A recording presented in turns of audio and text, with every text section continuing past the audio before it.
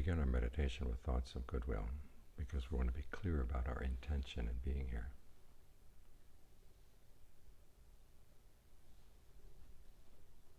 We want to find a happiness that's harmless, that takes into account the fact that other beings want to be happy too, and that it is possible to find happiness in a way that doesn't cause any harm to anybody at all. As the Buddha said, our intentions, if they're informed by a right view, can do a lot of good.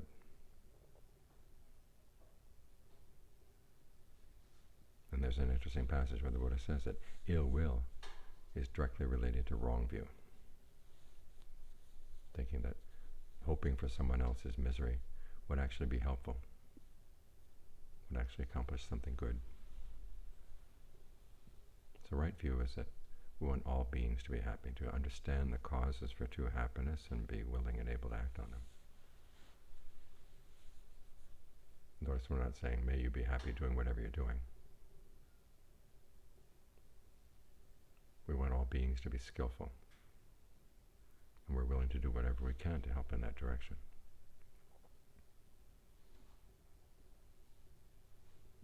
And with that as the background,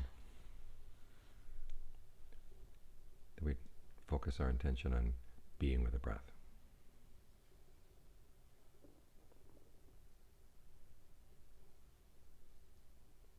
The question came up yesterday, how is it possible that people can have evil intentions and still get the mind into concentration? Well, it's possible with all kinds of intentions to get the mind focused. But if you want your concentration to lead to awakening, in other words, you want it to be honest and really conducive to true happiness, it has to be based on good intentions, skillful intentions, beginning with the precepts, beginning with goodwill, even with generosity.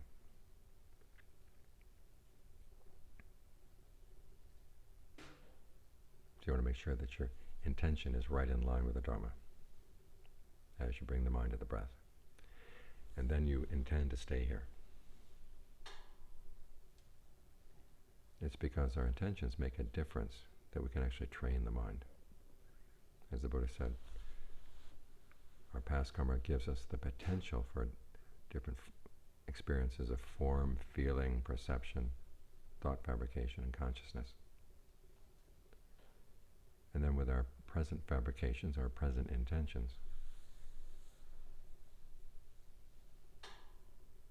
we turn these potentials into something actual for the sake of having an actual experience, and then, of course, for the sake of whatever activities we want to do with those forms and feelings and perceptions and all. This is something we miss. We don't realize how deep a role our intentions play in the simple fact that we have an experience right here, right now. Sometimes we think, well, I should just allow whatever's going to come, and be okay with that, and abandon responsibility. Well, that's a kind of karma, that's a kind of intention. Now, there are times when things coming in from the past are so strong that you can't do anything about them, aside from maintaining a separate awareness that doesn't run along with their currents. It's like someone standing at the side of a stream. You may be in the water, but you're off enough to the side that the main current doesn't pull you along.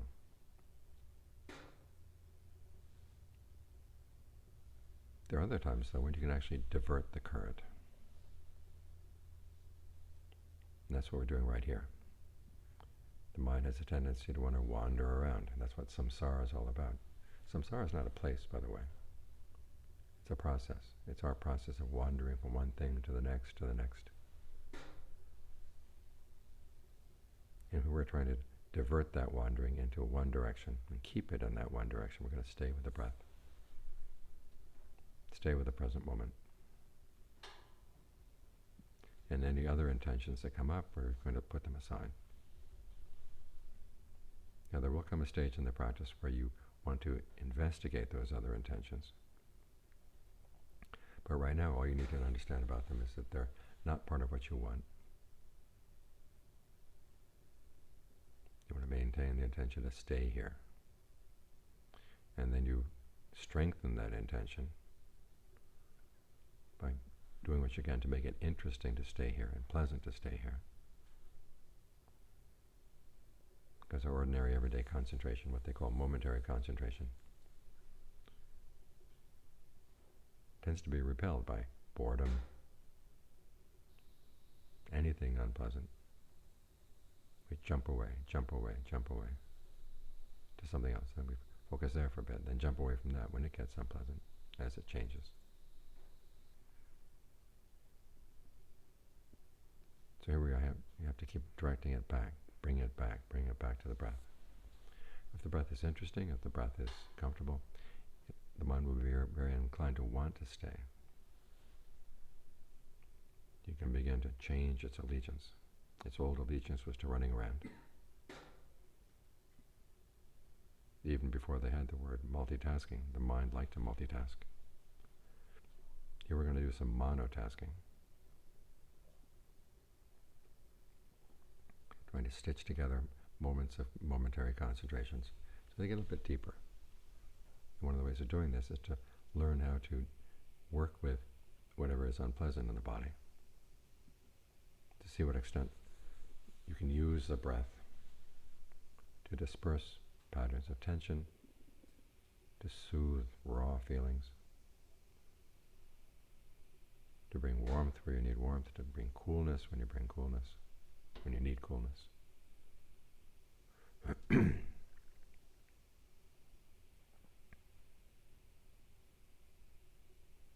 In other words, you're using all the aggregates for this one purpose. You're staying with the breath as your object. You're trying to create a feeling of ease and well-being so that you will want to stay here longer. You hold on to whatever perceptions help as you work through the discomforts you may encounter or the distractions. This is what directed thought and evaluation is about. That's very directly a kind of fabrication, a kind of intention. You're taking the mind's habit of talking to itself and you align it with this intention to stay right here, or to bring the mind back if it's not right here, and then to try to make it as comfortable as possible, to make it as interesting as possible to be right here. What's interesting about the breath? We can breathe in all kinds of ways. You have all kinds of ways of visualizing the breath to yourself, experiencing the flow of energy through the body.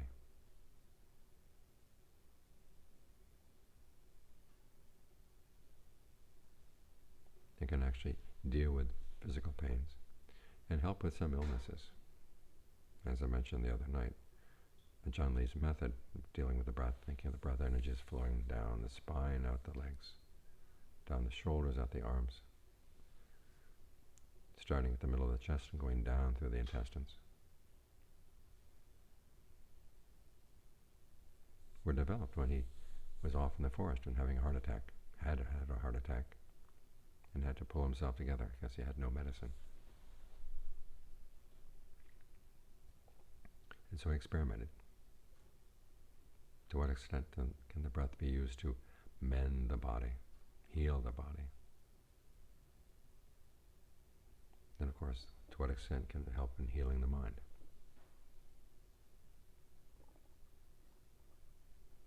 When different defilements come into the mind, you find that they have a physical correlate. There's a pattern of tension here, a pattern of tension there that appears in the body. And if you can notice that, you can breathe through it. That's symptom management. And as you're going through the day, you want to be able to access that ability to help disperse any tension that comes up when you have to say no to some anger that's coming up, or no to some jealousy. And you don't have time to investigate these things deeply.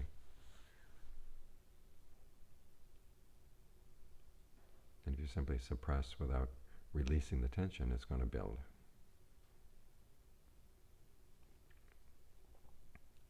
So you notice where the tension is and you disperse it by the way you breathe. So these are some of the ways in which the breath can be interesting, because it really is helpful as you get to know it.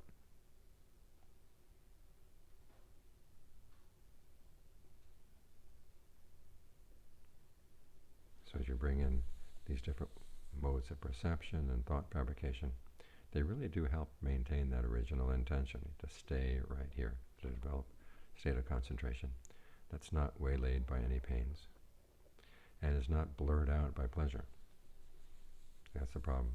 Once you've got past the pains, then you run into pleasure and then you lose your concentration because you jump onto the pleasure. It's like you're on a mountain and a cloud comes past and it looks really comfortable and really inviting, very soft. So you jump into the cloud.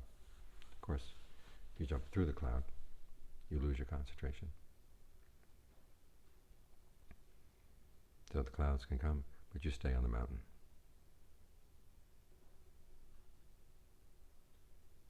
Focus on the breath. Maintain that intention.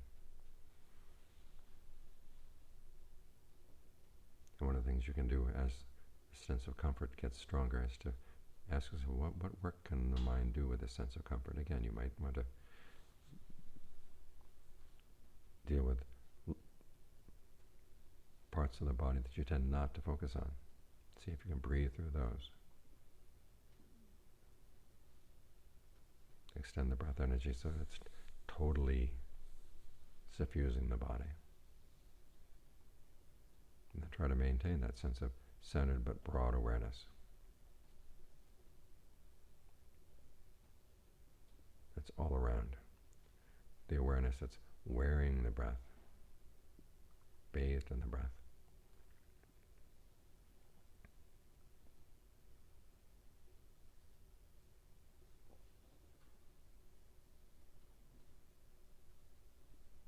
So you can see, you start out with some ordinary aggregates or potentials for aggregates, and you can turn them into a state of concentration through the power of your intention.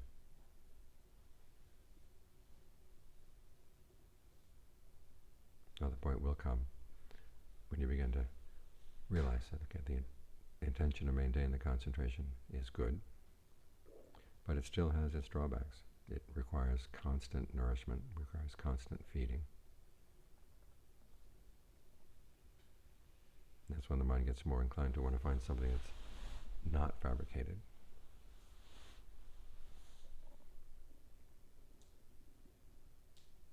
And that's when the intention turns more to understanding, trying to get past your defilements in a deeper way, when you can look into their allure and find out, well, why is it that the mind wants to go for these things anyhow? If you don't understand the allure, you're going to keep coming back, no matter how much you say no to the defilements, no matter how much you try to kill them. If you don't understand why you like them, why there's this fifth column in the mind, you won't be able to get past them. It's when you can admit to yourself, well, this is why I like greed, this is why I like anger, this is why I like delusion. At the same time that you see that these things have definite drawbacks. That's when you get past them. And notice the word the Buddha uses there is not so much you kill them, you escape from them.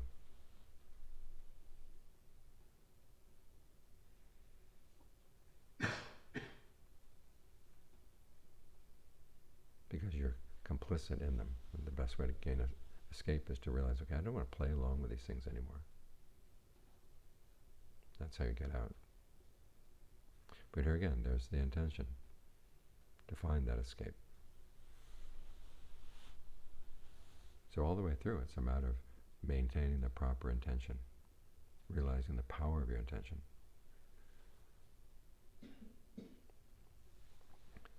Because it does shape the present moment. And in shaping your own present moment, it's going to have an impact on other people too. The Thai Ajaans talk about the currents of the mind. The word current in Thai has two meanings. One is like the current of a river that flows along. And here you're trying to channel that current so it stays on one object.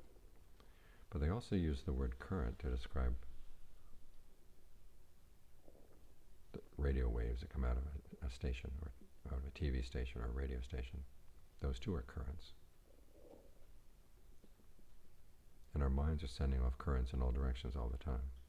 Now, as the mind gets more focused and its intentions get more trained so that they are skillful, okay, you're sending out a better current, you're sending out better waves. Waves that are more consistently healthy for the world around you. So you're not the only one who's going to benefit from your practice, to benefit from using the power of intention to shape the potentials of the past karma into something that's really good. It's because we have this freedom in the present moment to make these choices, not just put up with seeing things arising and passing away, but actually trying to give rise to good things, make sure that good things don't pass away. That, by the way, the Buddha said, is the duty of mindfulness.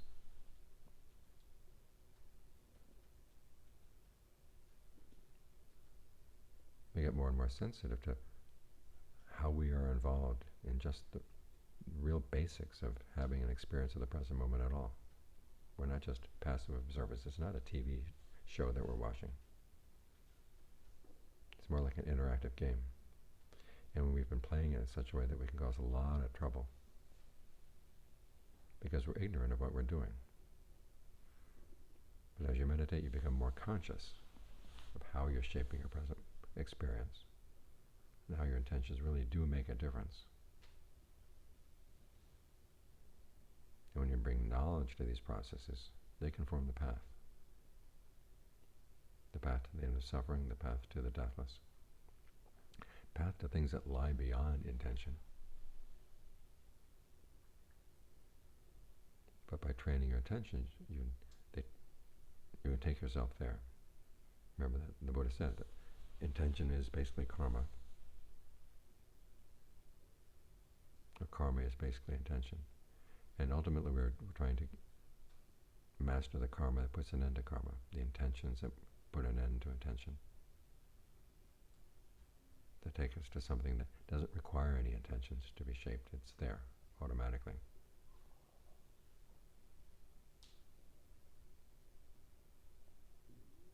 But to get there, we have to get really good at seeing our intentions, directing them in the right direction. This process of committing ourselves to the path and reflecting on how we're doing. This starts from the very beginning. As the Buddha said, the skill of generosity is shaped by your attitude in your gift. The precepts about right action and right speech, they come down to your intentions. You have to get more sensitive about why you do things, why you say things. Reflect on the results of why you do things or why you say things. And then you bring that same sensitivity to the meditation.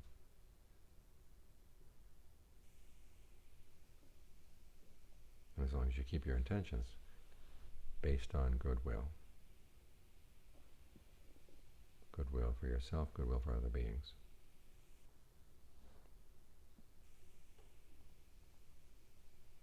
then you're headed in the right direction.